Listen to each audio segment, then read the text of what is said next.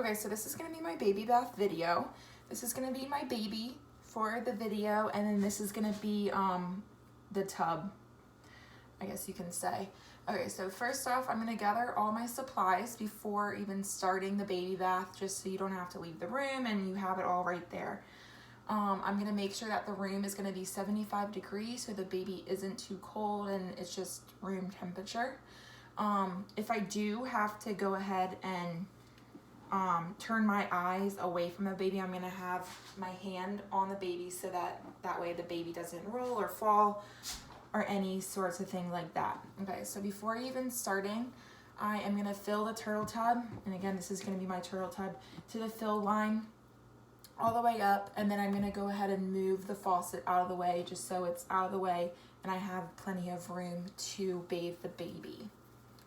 I'm also gonna make sure that there is gonna be a liner on the turtle tub. That way it can limit the infection rate and like control that kind of thing. I'm gonna go ahead and put on some gloves, and I am only gonna be needing the gloves for this first baby bath right here. So I'm gonna go ahead and strip down the baby. The baby is completely naked. I'm gonna go ahead and put the baby into a receiving towel. And then I'm gonna go ahead and swaddle the baby. So the baby is gonna have the receiving towel on while I go ahead and give the bath. So I'm gonna place the baby right into the turtle tub. I'm gonna go ahead, and also I have washcloths and everything, and that was I was grabbing that before the baby bath even started. So I have my clean cloth, and I'm gonna go ahead and dip into the clean water, and I'm gonna go ahead and clean the eyes from the inner to the outer, and then I'm gonna go ahead and get a different section of the cloth and do the same thing to the other eye. I'm gonna go ahead and clean behind the baby's ears, on both ears, and then also on the inside of the ear, but make sure not to do anything large or smaller than a fingertip, so no Q-tips at all. I'm gonna go ahead and put some soap onto my gloved hand. I'm gonna lather it up, and I'm gonna go ahead and clean the neck, the chest, and the arms and the back. And I'm gonna go ahead and wash around the umbilical cord.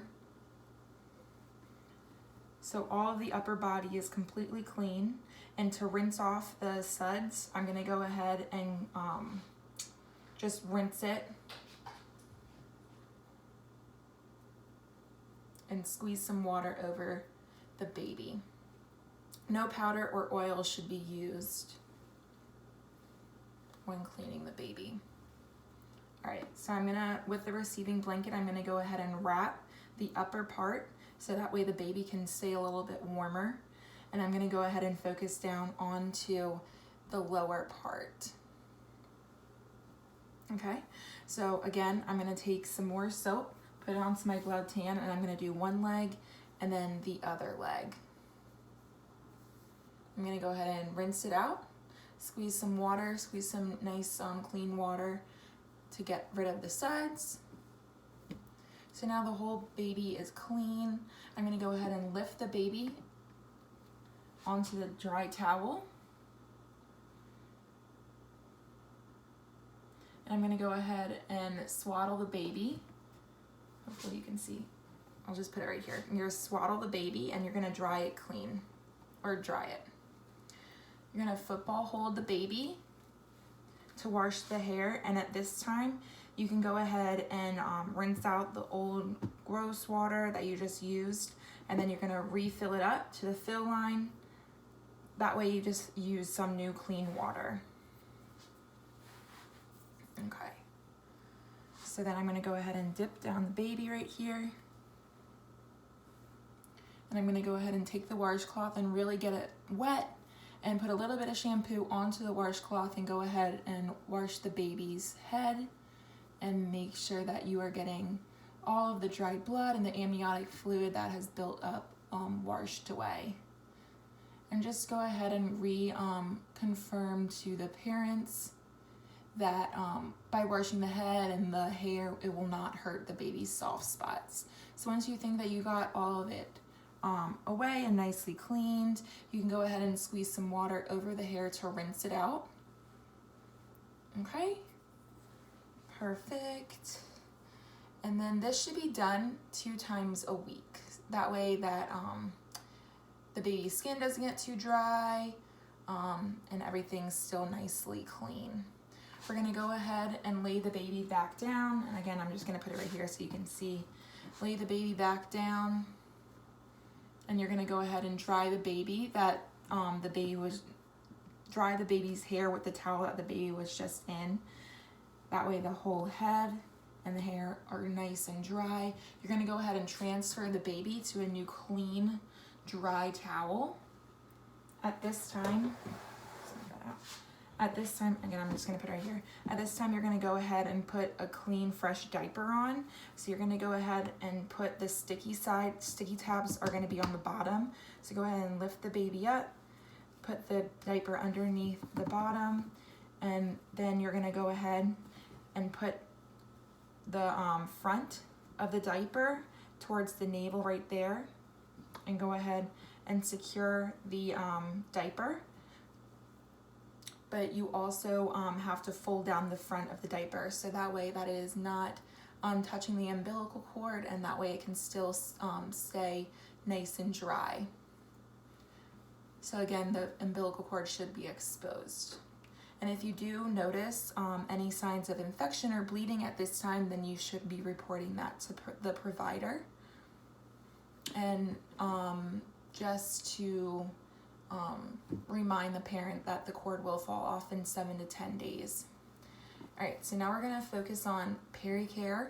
Pericare for the baby female, you have to wash from front to back, and this will help avoid fecal contamination of the urethra. And you will notice a thick white discharge, and this is normal for the first 1 to 2 weeks. You will wash and dry the diaper area with each diaper change. So again, that is the pericare for the baby female. An uncircumcised baby male, to wash the area, you can use soap and water. The most important thing for this step is to make sure you're not retracting the foreskin. If you do this, then it might cause some swelling and it might make it difficult to return to a normal position. So once you go ahead and wash it off with some soap and water, you rinse it with plain water and just make sure that the area is dry, then you can reapply the diaper. For the circumcised male, so this is going to be very important for the first 24 hours after circumcision. You're just going to look for some signs of bleeding, swelling, or infection. Also, there will be a whitish film that is over the top of the penis, which is the new tissue forming. It is good and represents healing, so don't be alarmed if you do see that. It is supposed to be there. If you have any concerns at all for the circumcised baby male, then you should just report that to the physician so that they can go ahead and check it out. To clean the penis, just squeeze over water over the circumcision site and then pat it dry. You're also going to go ahead and apply some petroleum jelly to a 2x2 gauze and place that over the tip of the penis. A new ointment should be applied with each diaper change for the first 24 hours. Reapply and loosely fasten the diaper.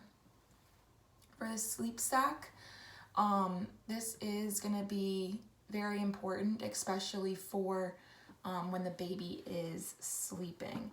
So go ahead and put the baby on top of the sleep sack, and the sleep sack is going to have 2 openings for the arms. We're going to go ahead and put the arms through the holes, and you're going to make sure that the arms are side by side. You're going to zip up that front part of the swaddle, the sleep sack, and then you're going to have the 2 remaining things on the outside. You're going to go ahead and put them together, and there is going to be a Velcro that comes together. So then that way the baby is all swaddled and ready for sleeping. This is really good with preventing and reduces the risk of SIDS which is the sudden infant death syndrome. So once the baby is ready for sleep, they should be just in the crib with nothing else. By using the sleep sack, it does help with excessive bedding in the crib and around the baby's face. For some back to sleep recommendations, again, the baby should always be asleep on their back with nothing extra in the bed with the sleeping baby. Use a pacifier when sleeping. Position the baby on the stomach only when you are watching the baby and when the baby is awake. The baby should limit exposure to smoke, drugs, and alcohol. The baby for the first 6 months of its life should be in the room with the parents sleeping, but not in the same bed. Now for the 3 holds, the cradle hold is going to be right against your chest, right across your chest, and it's good for breastfeeding. The upright hold is going to be good for burping. And the football hold, again, like I showed you for the shampooing, it's going to be good for shampooing and then good for breastfeeding.